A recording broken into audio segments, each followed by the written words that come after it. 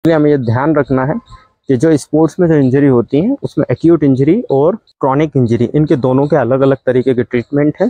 कई बार हमें ये देखने को मिलता है कि हमें एक्यूट इंजरी में ये नहीं करना है और क्रॉनिक इंजरी में हमें ये नहीं करना है।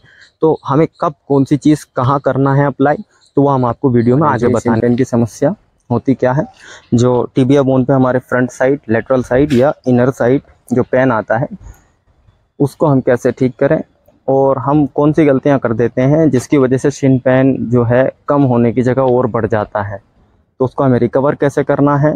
अगर आप बिगिनर हैं, आप कोई भी ऐसी हार्ड एक्सरसाइज ना करें, पहले आप 6 से 8 हफ्ते तक इजी रनिंग करें, इंडोरेंस रनिंग करें, अपना बेस बनाएं, फिर उसके बाद आप स्पीड रनिंग पे जाएं। शिन पेन एक ऐसी समस्या है 90% एथलीट को ये आती है, अगर हम उस पर ध्यान ना दें तो फिर वो बड़ी समस्या है। अगर वो सेकंड या थर्ड स्टेज में जब वो जाती है तो फिर एक वो बड़ी समस्या है, लेकिन अगर आप फर्स्ट स्टेज में उसको कवर कर लेंगे तो फिर ऐसा कोई वो बहुत बड़ी चीज़ है नहीं। बस 3 दिन का उसमें रेस्ट चाहिए होता है हमें। सबसे बड़ा ट्रीटमेंट हमारा यही है कि जैसे आपको शिन पेन आए, आप 3 दिन का रेस्ट ले लीजिए। उन 3 दिनों में क्या करना है, उन 3 दिनों के बाद क्या करना है, हम आपको वो बताने वाले हैं। जैसे आपको फर्स्ट स्टेज का शिन पेन हुआ तो आप सबसे पहले बेसिकली 3 दिन का रेस्ट ले लें। जैसे आप 3 दिन का रेस्ट लेंगे, सेकेंड चीज़ करनी है आइसिंग। आप 2 से 3 दिन आइसिंग करेंगे और 4 से 5 बार दिन में 20 से 30 मिनट आइसिंग करेंगे। थर्ड जो तीसरी चीज़ है, एलिवेशन करना है आपको। पहले 2 दिन आपका ये चलेगा, अभी आपको कोई स्ट्रेचिंग एक्सरसाइज नहीं करना है, कोई भी एक्सरसाइज पहले 2 से 3 दिन नहीं करनी है।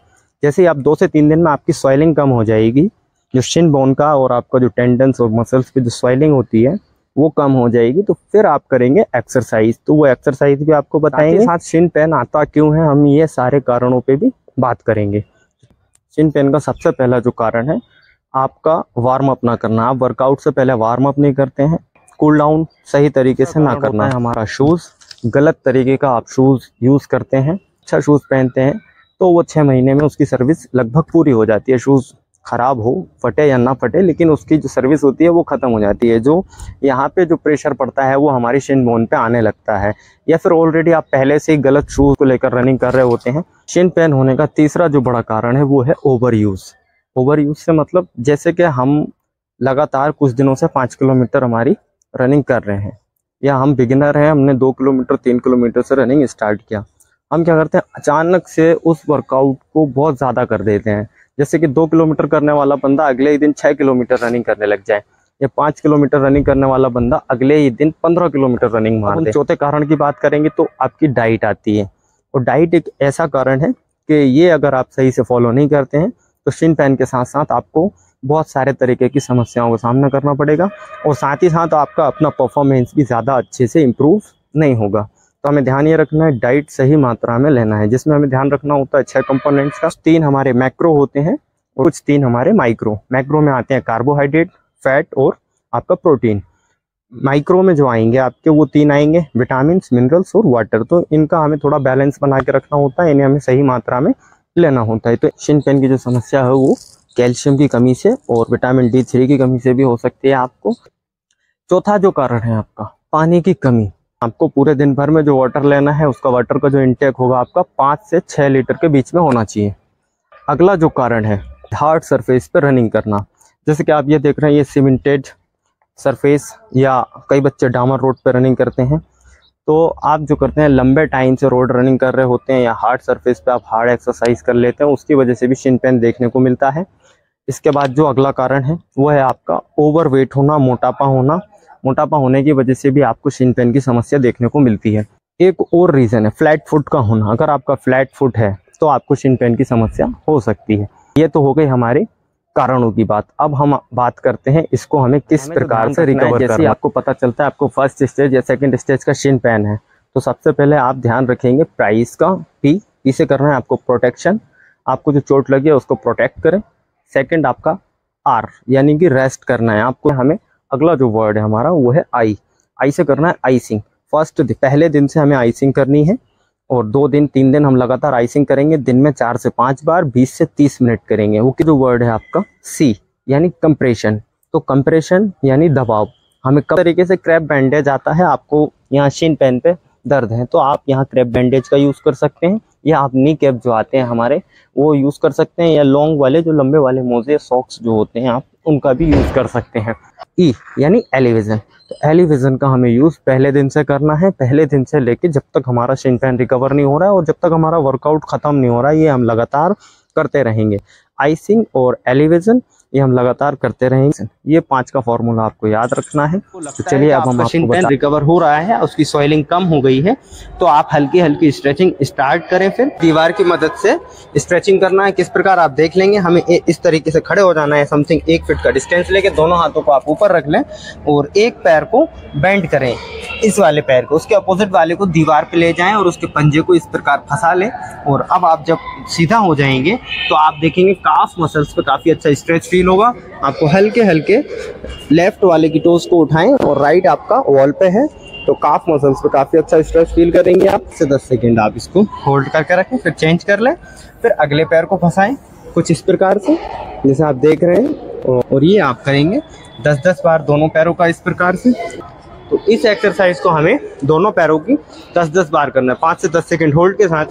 अगली जो एक्सरसाइज है, आपको दीवार से इस तरीके से चिपक के खड़े हो जाना है। पैरों को रखेंगे हम थोड़ा सा दूर, दोनों हाथों को चिपका लें और इस प्रकार से हम दोनों पंजों को ऊपर की ओर जितना हम लेके आ सकते हैं उतना खींचें और नॉर्मल वापस 5 से 10 सेकेंड होल्ड के बाद हम फिर वापस उठाएंगे इनको ऊपर की तरफ।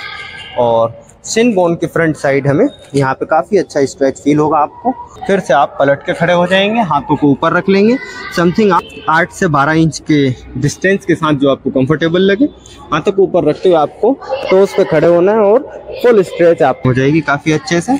ये आप करेंगे 10-10 बार और बहुत अच्छी स्ट्रेचिंग एक्सरसाइज है ये आपकी शिन पेन को रिकवर करने के लिए। और अगर आपको शिन पेन नहीं है तो ये आप अपने वर्कआउट में रख सकते हैं, काफ़ी अच्छी स्ट्रेचिंग एक्सरसाइज है।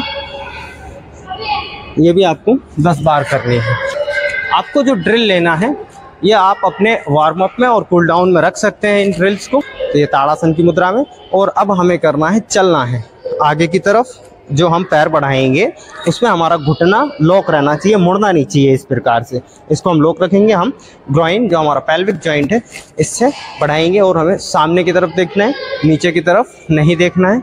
पूरी बॉडी खिंची हुई और हम 10 मीटर समथिंग ये चलें।